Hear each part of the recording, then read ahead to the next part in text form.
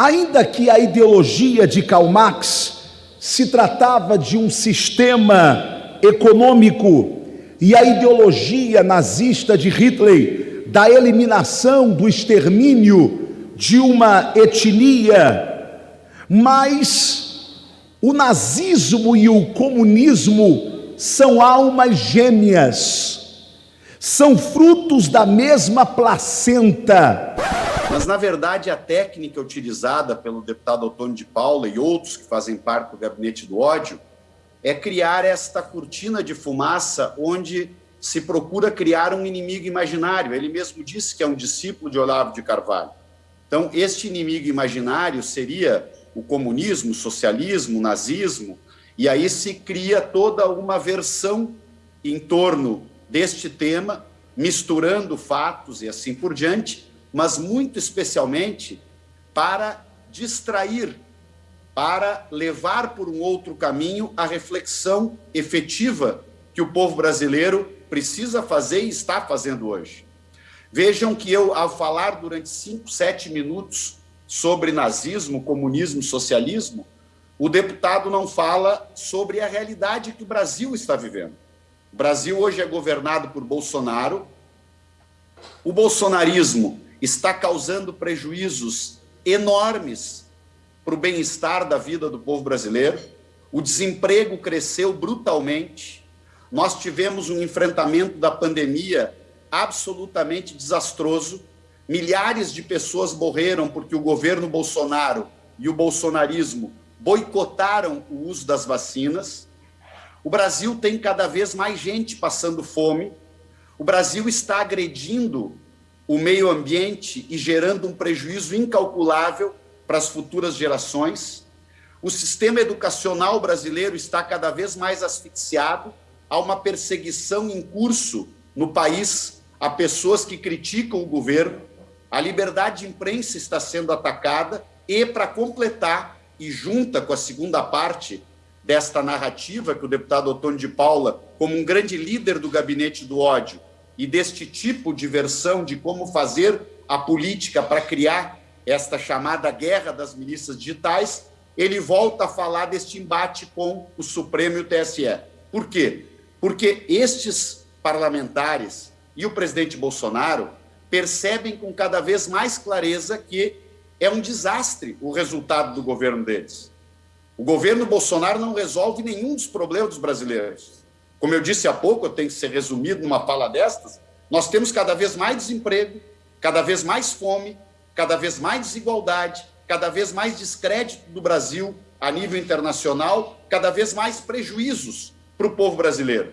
E aí é preciso, portanto, criar uma versão de que a eleição brasileira e a urna que vai acolher o nosso voto estaria sob risco.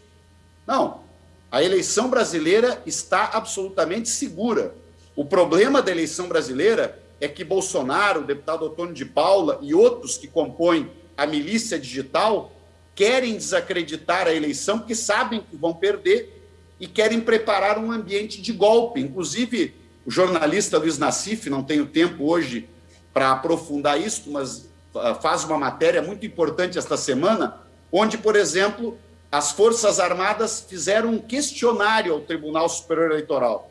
As Forças Armadas hoje dirigidas, infelizmente, pelo general Braga Neto, né? Que tem um processo, vamos dizer assim, está a caminho de ser o candidato a vice-presidente de Bolsonaro. Então, nós queremos, sim, e sempre apoiaremos as Forças Armadas com o seu devido, importantíssimo e estratégico papel institucional. Mas o Brasil vive um momento em que uma parte das Forças Armadas está mergulhada profundamente na luta partidária.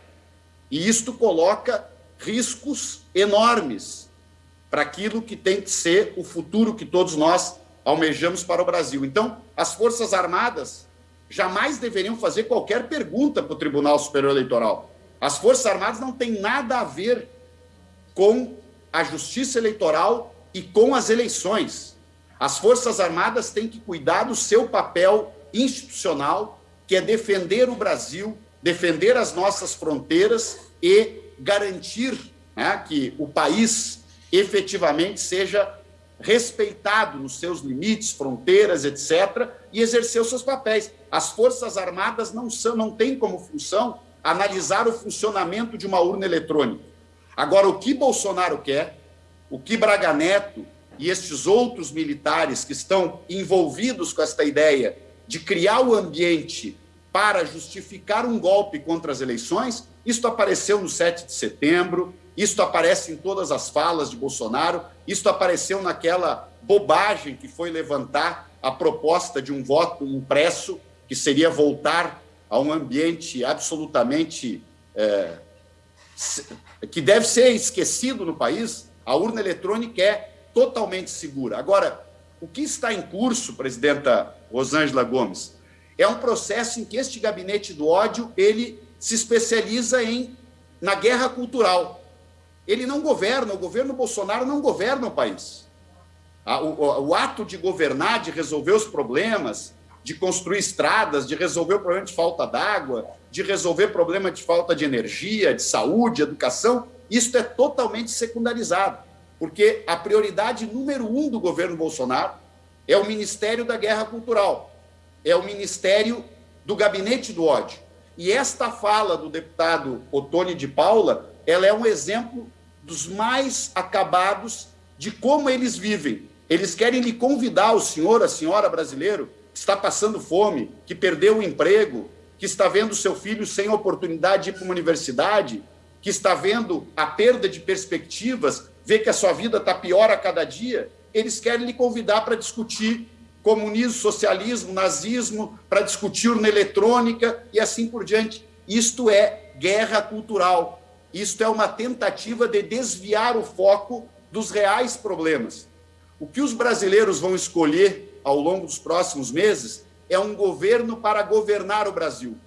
E eu sinto cada vez mais que a candidatura do presidente Lula desponta com um favoritismo muito grande. Nós assumimos isto com muita responsabilidade, mas ela desponta com favoritismo por quê?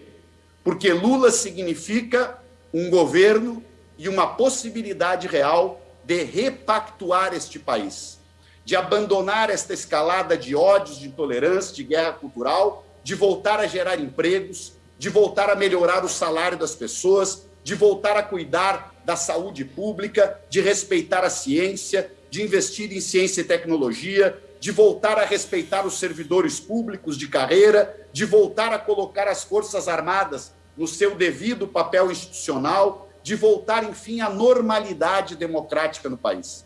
E é esta aliança que nós estamos construindo. E eu digo ao deputado Ottoni de Paula, nós vamos desmentir com fatos e verdades esta fábrica de ódio, de intolerância e de guerra cultural que o senhor é um dos especialistas em disseminar neste plenário.